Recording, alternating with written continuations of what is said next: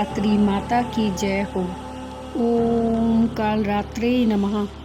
नवरात्रि के 7वें दिन यानी महासप्तमी को माता कालरात्रि की पूजा की जाती है। जैसा उनका नाम है वैसा ही उनका रूप है।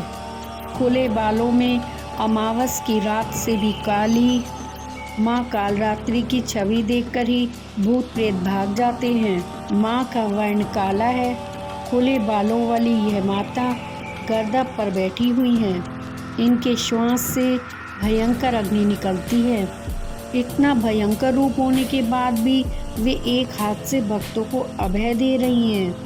मधु और केटव को मारने में माँ का ही योगदान था। माँ का भय उत्पन्न करने वाला रूप केवल दुष्टों के लिए ही है। अपने भक्तों के लिए माँ अत्यंत ही शुभ फलदायी है। कई जगह इन्हें शकुंभरी नाम से भी जाना जाता है। कालरात्रि माँ की पूजा विधि। इस दिन सुबह उठकर स्नान आदि से निवृत्त हो जाएं, फिर माँ का स्मरण करें और माँ कालरात्रि को अक्षत, धूप, गंध, पुष्प और गुड़ का नैवेद्य श्रद्धा पूर्वक अर्पित करें।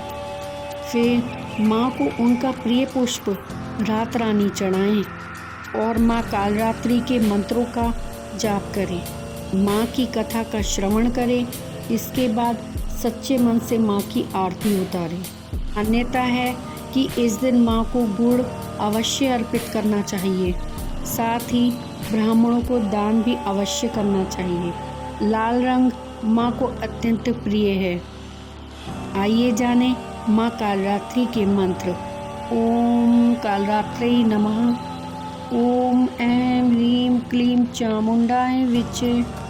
ओम कालरात्रि देवे नमः आदि मंत्रों से माँ कालरात्रि का जाप करें। कालरात्रि माता की कथा। नाम से अभिव्यक्त होता है कि माँ दुर्गा की यह 7वीं शक्ति कालरात्रि के नाम से जानी जाती हैं, अर्थात जिनके शरीर का रंग घने अंधकार की तरह एकदम काला है। नाम के अनुसार ही इनका रूप भयानक है। सिर के बाल बिखरे हुए हैं और गले में विद्युत की तरह चमकने वाली माला है। अंधकार में स्थितियों का विनाश करने वाली शक्ति है कालरात्रि। काल से भी रक्षा करने वाली यह शक्ति है। इस देवी के 3 नेत्र हैं। ये तीनों ही नेत्र ब्रह्मांड के समान गोल हैं। इनकी श्वास से अग्नि निकलती रहती है। ये गर्दन की सवारी करती हैं। ऊपर उठे हुए दाहिने हाथ की वर मुद्रा भक्तों को वर देती है। दाहिनी ही तरफ का नीचे वाला हाथ अभय मुद्रा में है, यानी भक्तों हमेशा निडर और निर्भय रहो। बाईं तरफ ऊपर वाले हाथ में लोहे का कांटा तथा नीचे वाले हाथ में खड्ग है। इनका रूप भले ही भयंकर हो, लेकिन ये सदैव शुभ फल देने वाली माँ है। इसीलिए ये शुंभकरी कहलाई, अर्थात इनसे भक्तों को किसी भी प्रकार से भयभीत होने की आवश्यकता नहीं है। इनके साक्षात्कार से भक्त पुण्य का भागी बनता है। कालरात्रि की उपासना करने से ब्रह्मांड की सारी सिद्धियों के दरवाजे खुलने लगते हैं और सारी आसुरी शक्तियाँ उनके नाम के उच्चारण से ही भयभीत होकर दूर भागने लगती हैं। इसलिए दानव, दैत्य, राक्षस और भूत प्रेत उनके स्मरण से ही भाग जाते हैं। ये ग्रह बाधाओं को दूर भी करती हैं और अग्नि, जल, जंतु, शत्रु और रात्रि भय दूर हो जाते हैं। इनकी कृपा से भक्त हर तरह के भय से मुक्त हो जाता है। एक बार दैत्य शुंभ, निशुंभ और रक्तबीज ने अपना आतंक तीनों लोकों में फैलाना शुरू कर दिया था। उस समय सभी देवगण भगवान शिव के पास गए।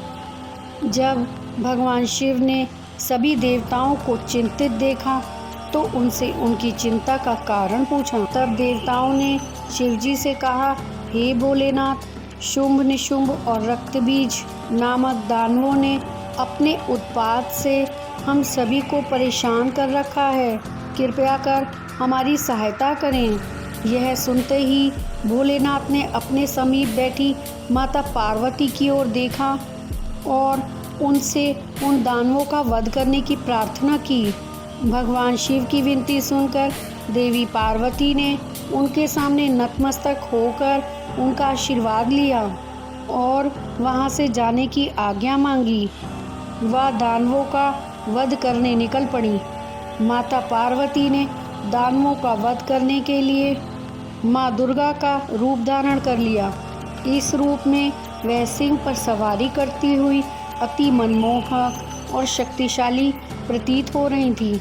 माता को देख सभी राक्षस अचंभित हो गए। उन तीनों ने माता के साथ एक घमासान युद्ध शुरू कर दिया। दैत्यों ने अपना पूरा बल लगा दिया, परंतु माता के सामने नहीं टिक पाए। आदि शक्ति ने शुंभ और निशुंभ का वध कर दिया।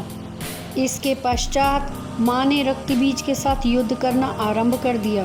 रक्तबीज कोई मामूली दानव नहीं था। उसने कठोर तपस्या करके ब्रह्मा जी से अमर होने का वरदान प्राप्त किया था।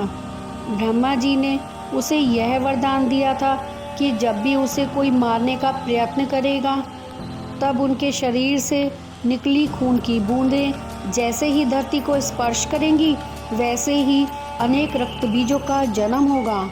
इसी वरदान के अनुसार जैसे ही माता ने उस पर प्रहार किया, उसकी खून के बूंदें धरती पर गिरी और अत्यंत रक्तबीज प्रकट हो गए। उसी क्षण माँ ने कालरात्रि का रूप धारण किया। माँ दुर्गा के शरीर से एक ऊर्जा का संचार हुआ और माँ कालरात्रि का निर्माण हुआ। भले ही वो दानव अति शक्तिशाली था, परंतु माता से जीत पाने का सामर्थ्य उसके अंदर नहीं था। माँ कालरात्रि ने रक्तबीज को अपनी कटार से मार गिराया और जैसे ही उसके शरीर से खून बहने लगा, माँ कालरात्रि ने उसका रक्तपान कर लिया।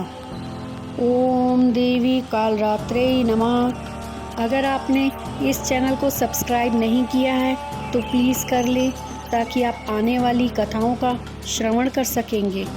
जय माता दी।